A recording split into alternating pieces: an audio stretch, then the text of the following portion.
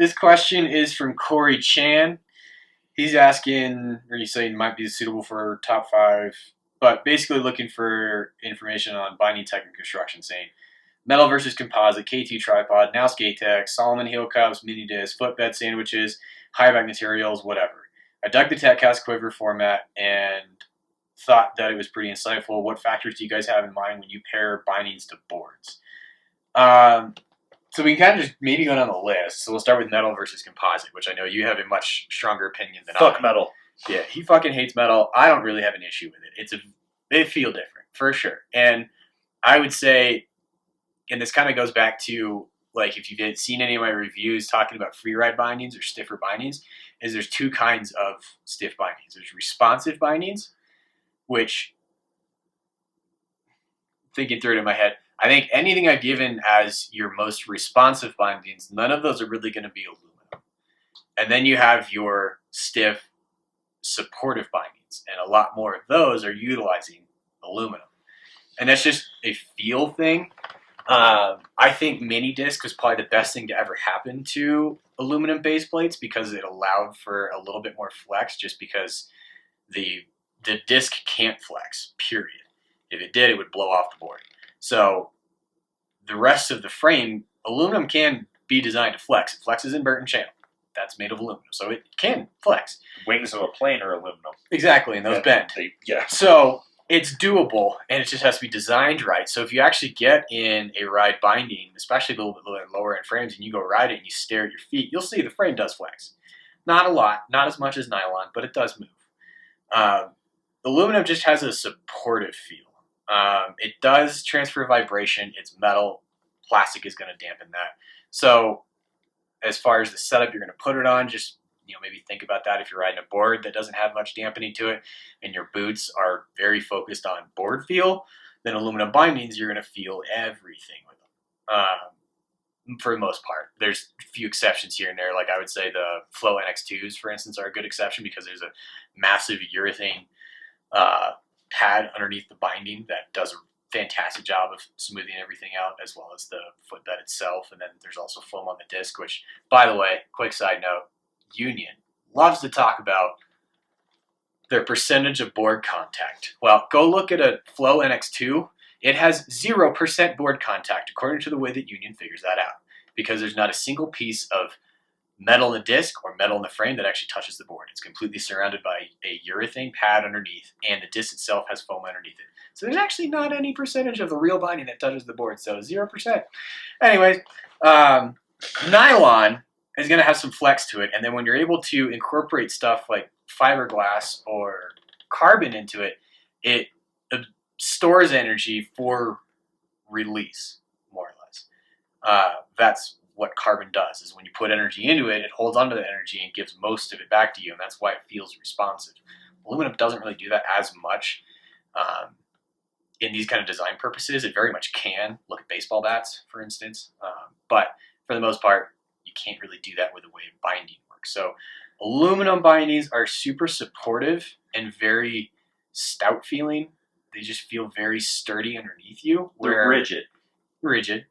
Where nylon is going to have a little bit more of a flex to it and a little bit more of kind of a reaction and response feel. Well, it's like malleable. Like it'll twist and then it rebounds. It twists and it rebounds. Right, and I guess that's the easiest way to put it, is aluminum, after you flex it a little bit, doesn't really rebound. It will go back to its normal shape unless you bend it, but it doesn't rebound out of that shape. Whereas nylon with glass or carbon does. Yeah. It really wants to be in that other shape, and it energetically wants to get back into its proper shape, where aluminum just wants to get back there. Yeah, my issue with aluminum is that, as he mentioned, it doesn't do dampening. So my feet are super sensitive, and it's from just years of abuse and being in snowboard boots. That's why I can feel chatter in anything. I'm like, oh yeah, that board's chattery. That board's chattery. So what it does is it amplifies any vibration or energy that's put into it, and it's going to resonate back up into your foot. Now, they've done a lot better of a job minimizing how much board contact that binding has compared to years past. I'm looking at you ride Tomcats and the MiGs. Fucking things, fucking feel everything in those. But, and, they've added urethane. They've added more dampening to the actual footbed in there, and they've come a long way. I actually probably need to ride more of them for myself, but it's I can feel that. What I used to prefer for the longest time was composite base, aluminum heel cup in there, because you get that rigid heel in there. I love it's why I don't ride a Solomon binding, because they have that soft heel cup. You know what I'm talking about, the Shadow Fit. And so I like just a very rigid feel around my heel. That's how it is. And then when K2 got rid of their 2-piece bindings and went to full unibody with the composites, I switched over, and it took me like a whole season of getting used to it. I remember when that happened, and you were bummed. You were pissed. I was. You were pissed when the Formula went to a full nylon. I was. Instead of the hybrid construction. I mean, shit, I've been riding Formula Indies for like a decade. Yeah. And that's coming to an end after this season. And that's why I like that rigid feel in the heel. And now everything, the way that they're doing the composites and everything in there, they've in the injection molds, they've come such a long way that you get that rigidity in the heel, and that's where I want it and everything in there. When it comes to pairing bindings to boards, literally I just ask, will my bindings fit on this board? Yes? Okay. Yeah, and he doesn't give a shit. I do a little bit more. I used to care more about it than I do now, I'd say. Like, one of my go-to bindings this season has been the Ride El Jefe. It's an fully aluminum frame with a carbon high back and a stiff strap, but I put them on everything. That said, I definitely pay attention to softer bindings and what I put them on. Like, I have like my clutches, which basically is Burton custom frame with a diode high back. I won't put those on super stiff boards. Granted, it has a diode high back, but it's a really soft frame. It's 15% glass, maybe. It might just be a polycarbonate frame. So it's a really soft frame with a super stiff high back, which I love that binding, but I won't put that on super stiff stuff just because it's going to feel underpowered for me for what I like to do. So I do pay attention to it a little bit, but it's less because I feel like I need to do something and more just because it's a certain feel that I'm aiming for. Really, Right. what it really comes down to is just I want it. When I'm riding this is what I want it to feel like.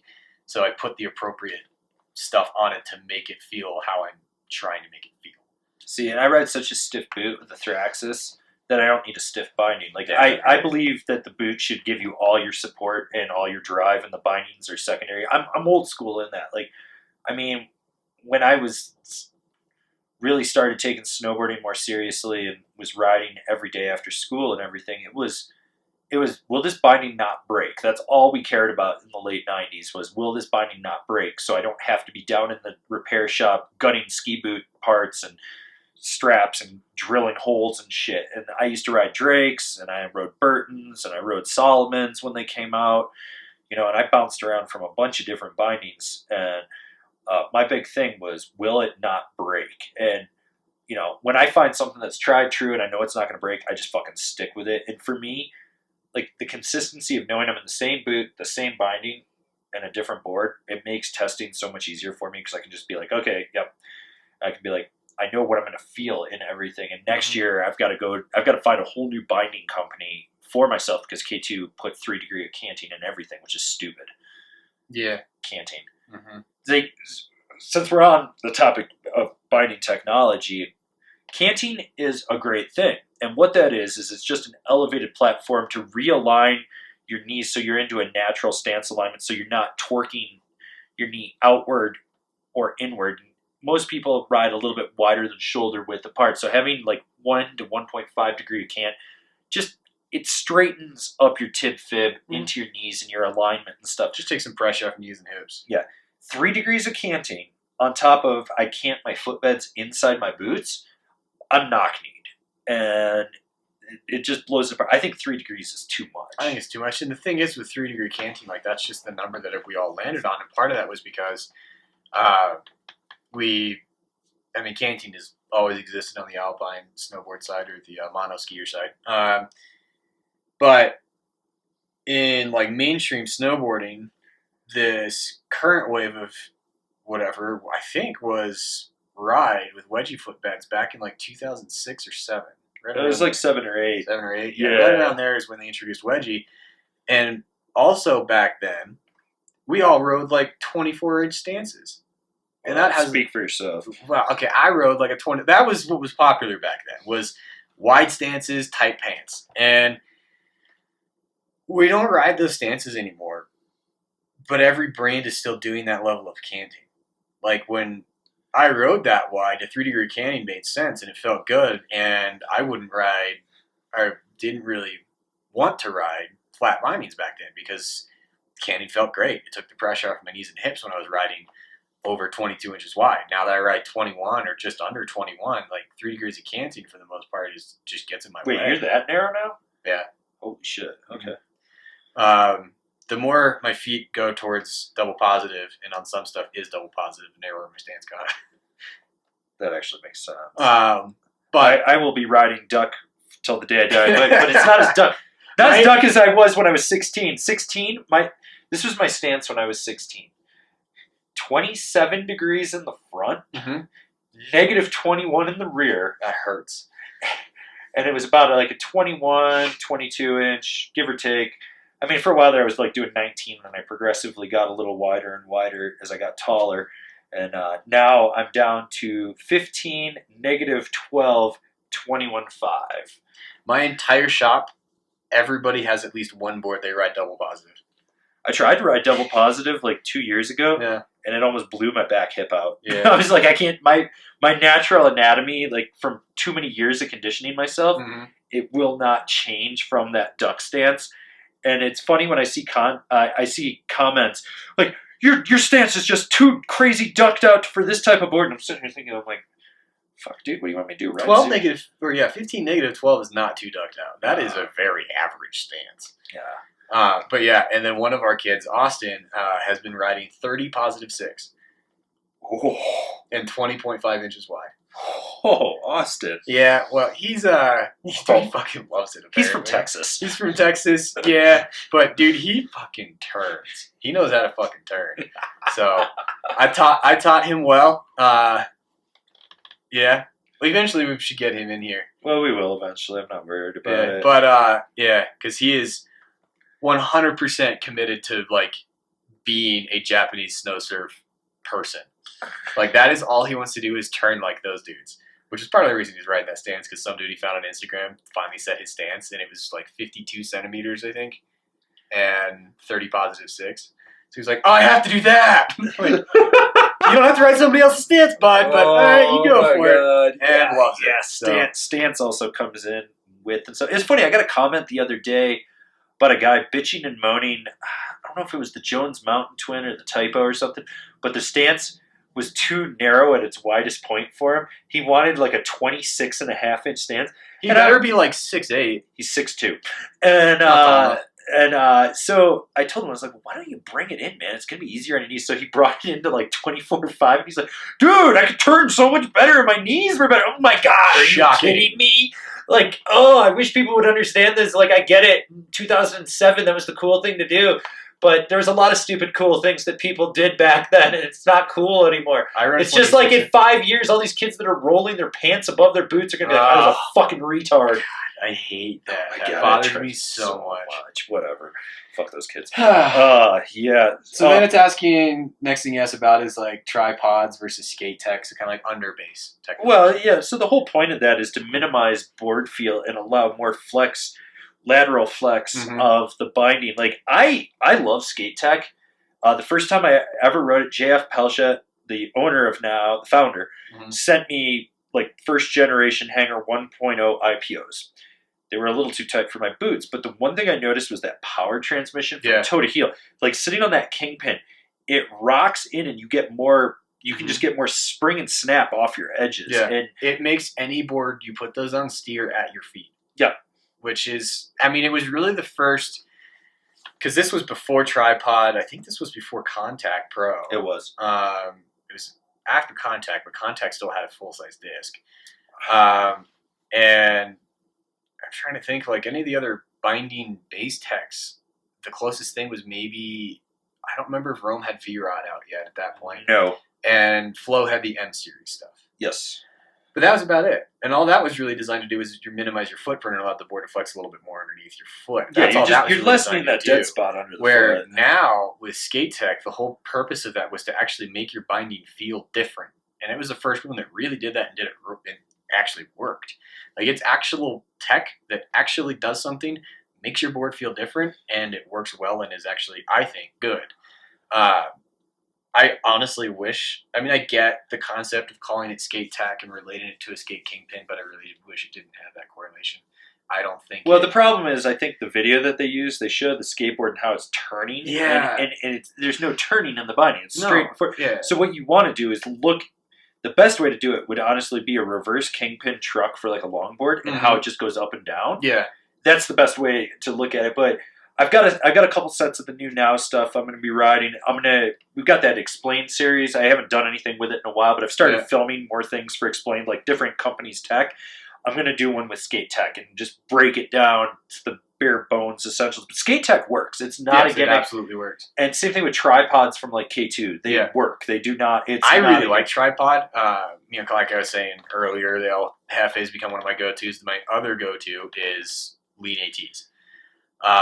This year they've got the heel block on the Lean AT specifically instead of using that foam pad, which did something kinda.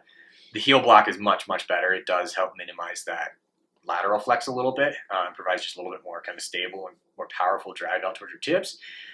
But the whole concept of tripod was to pinpoint the hot points of where you're putting power down through your foot and then giving you those contacts down onto the board. And it allowed for tip-to-tip flex, but all the same performance you really need toe to heel.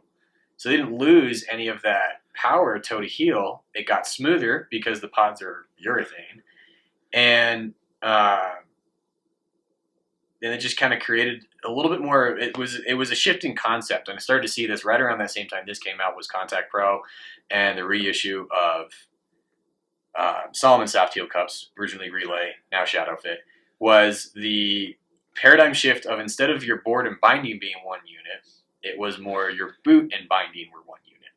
That's kind of the whole idea behind Contact Pro, Falcor, Ultras, all those bindings that have disc and then just surrounded by foam or some sort of dampening, whatever, so that the whole binding moves around on the disc basically. Yeah. And so that the like binding and your boot, Phantom, so that your binding and boot are one unit working together on top of the board instead of the board and binding working as one unit with your boot inside of it. It's a feel thing, 100%. I would say if you're looking for that really super powerful feel to it, then you're not going to like that concept. So don't go look at Tripod and don't go look at Ultras. Don't go look at Falcors. Like I'm never going to put a dude that's over 200 pounds looking for a stiff free ride binding in Falcors. I don't care that's what Travis rides. You're not Travis. If you're looking for a responsive binding, you're probably not going to like it.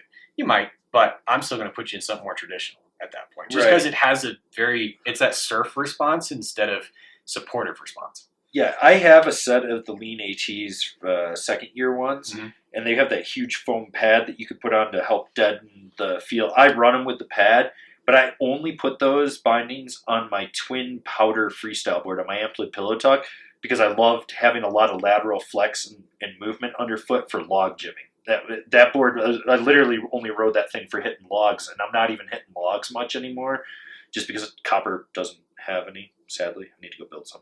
But if I was riding Breck, that board, that's where I want it. It's just that more feel. But I remember riding them with just the pods and was like, oh my god, this is fucking awful. I think you were with me. I think we did it at Loveland one day, and I was just like, this is fucking awful. Yeah, this is horse shit.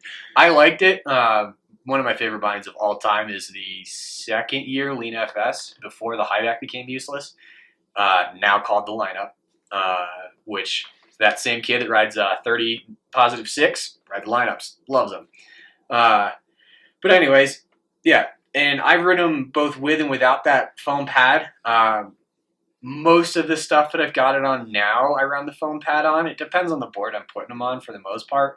Anything camber dominant, it gets the foam pad. If it doesn't have camber dominance to it, or if it's rocker or softer, I'll take it off. Just again, it's a feel thing, so it just depends on what I'm trying to get out of it. But love that binding.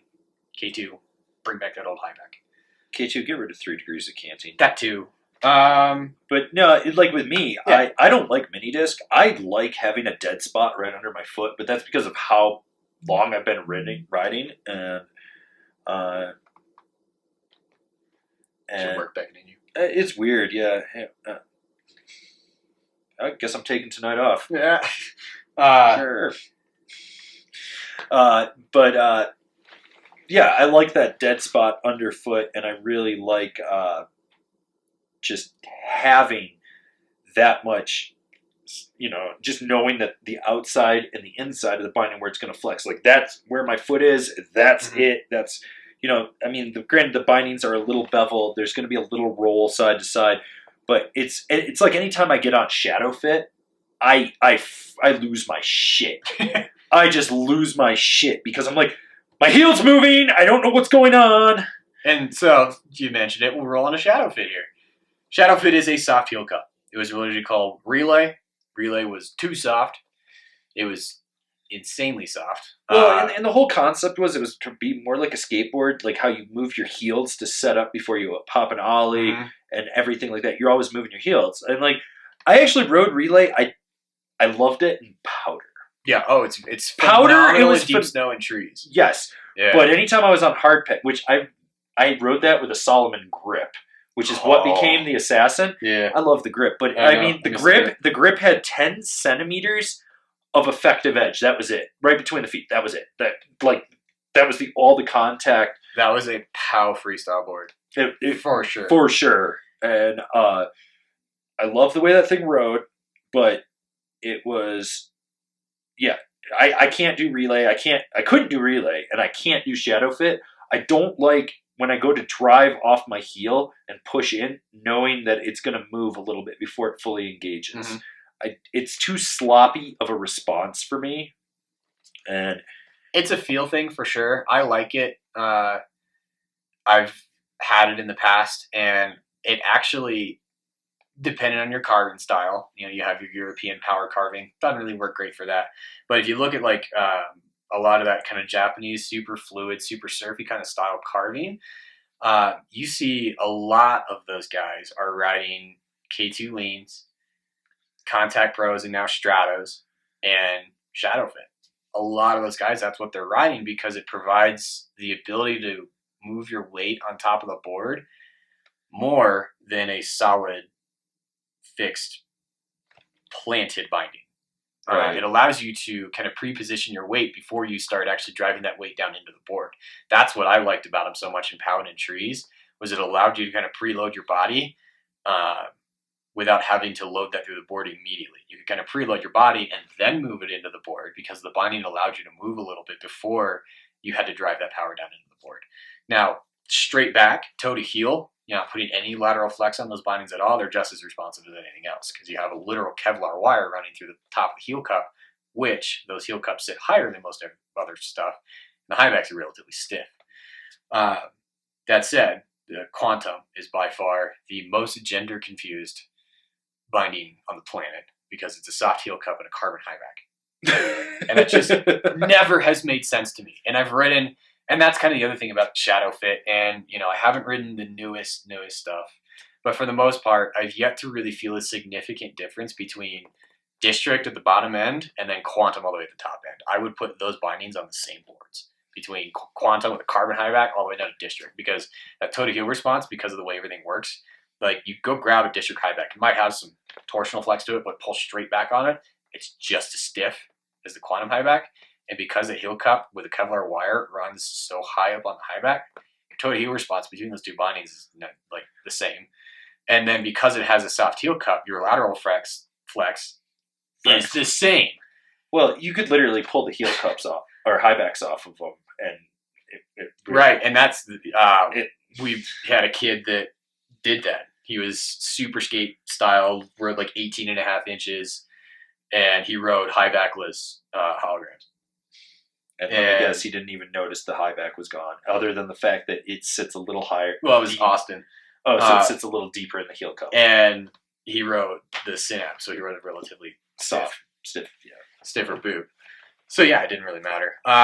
But yeah, so that's kind of Shadow Fit. Is it's designed to kind of High back, strap, and heel cup all work surrounding your boot and following your boot. That's why they call it shadows, because the whole thing's designed to follow your boot.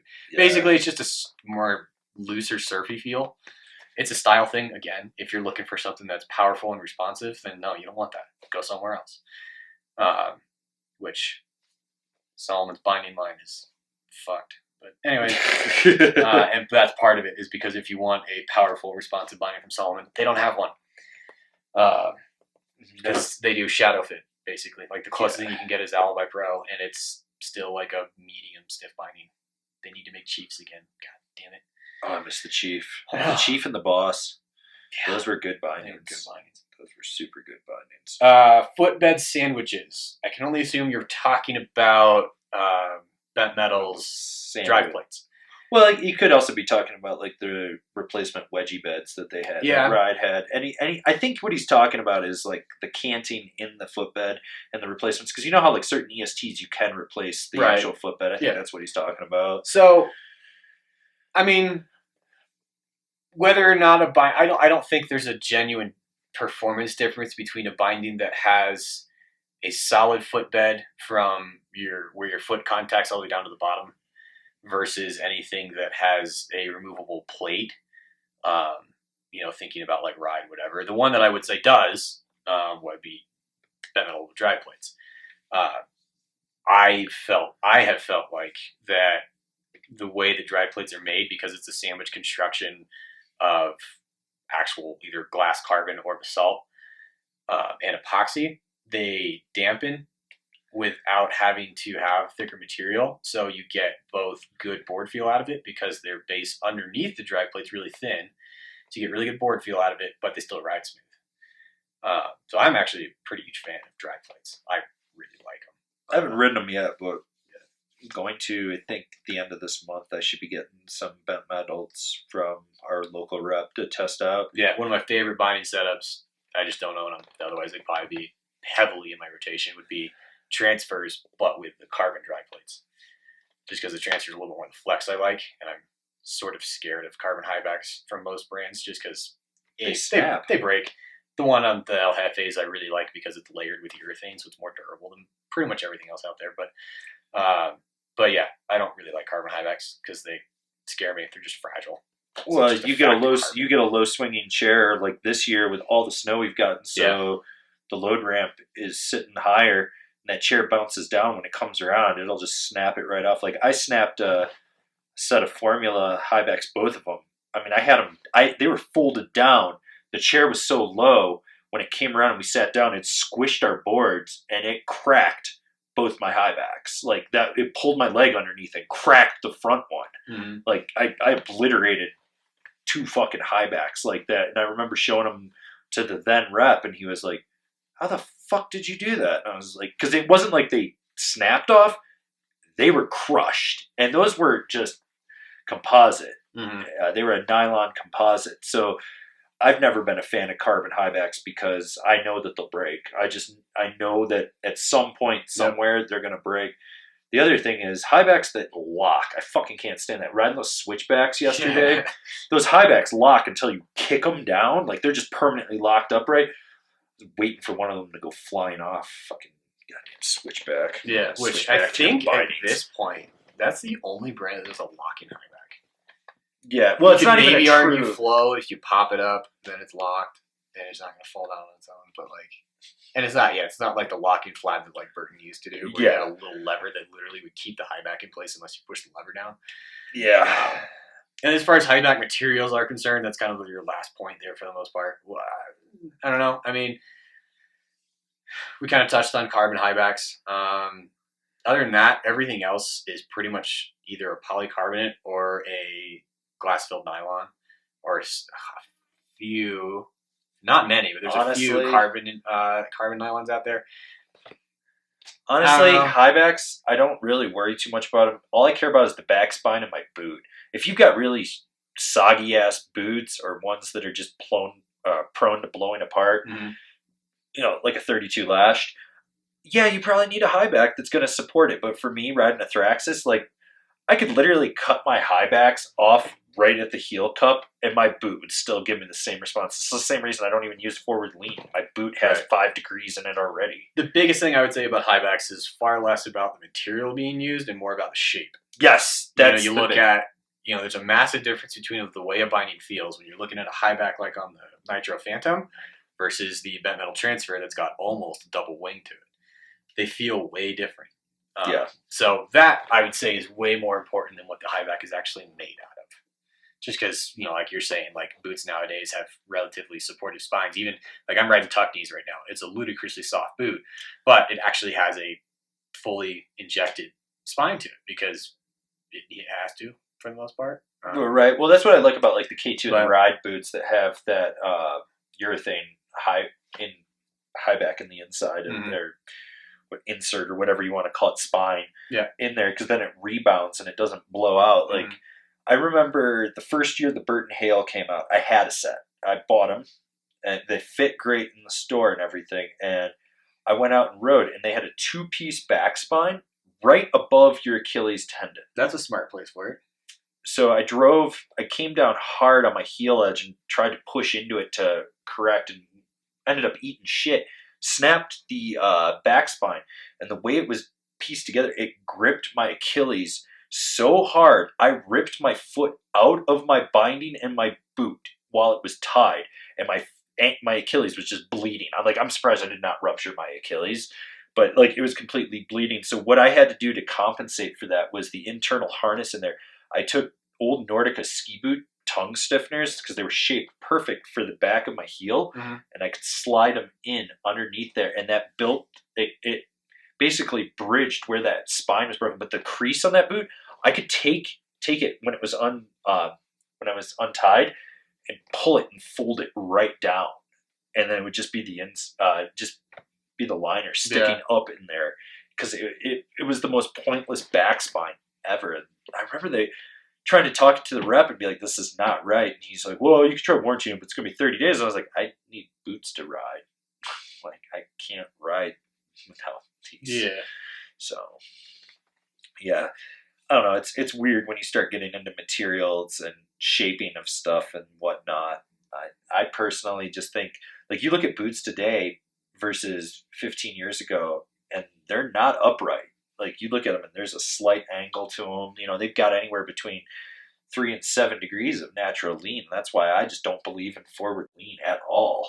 Like, boots got enough in there for me. By the time I've rolled back into the high back and the heel cup, then it catches right where I need it to be, not like, I'm like, and I'm there. So that's kind of my thought. I don't know. Winged high backs, though, are always interesting to me. Like, I personally think the wing should be on the inside, so it cups the inside of your calf when you're flexing, for the park and stuff. I don't agree with them being on the outside. I don't think the outside is as helpful for the way they market them, for like stronger presses and better ollies. Like, I think that makes more sense to be on the inside. Yeah. I don't really like wings, period. I like pseudo wings, stuff that's like halfway wing, but like like Malavita. Well, no, like those are like a full wing. I'm talking like just a very cupped high back that's just got a lot of shape to it and has like a really wide cupped high back. So that almost has a wing to it, but it's not really a full on wing. That's what I like. Because then that allows the high back to move with you. The high back, as long as it has the right kind of torsional flex to it, follows you as you're pushing into it. So that you can drive it, and then when you power back into the high back, the meat of the high back, that spine of the high back is still right behind your foot where it needs to be. Right. Whereas, I don't know, I've never really got on with wings. The only winged high back I actually liked was the original Infidels, because it was also when it was on the P1 frame. Oh, did the Infidel become the Cobra Shark?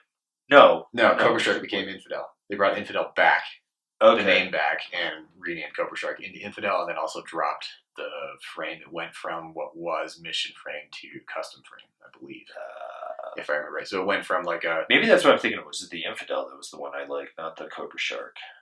Yeah. I don't know. The Tech 9 wing I always liked, but only if you put the high backs, you flip the high back so it was on the inside, 'cause that thing would just cup you. Mm-hmm. But I don't know. I rode those Heldors with the wing yesterday, and that wing it didn't matter if I put it on the inside or the outside. It was right on my boa knobs, and I was just like, I was like, wow, this is really rigid, because I'm pushing right into one point, and one point only. definitely. So, all right. Well, is there anything more we can add to that question? That's or kind of should- binding tech for the most part. Yeah, I think we'll slide into something else over here next. Yeah.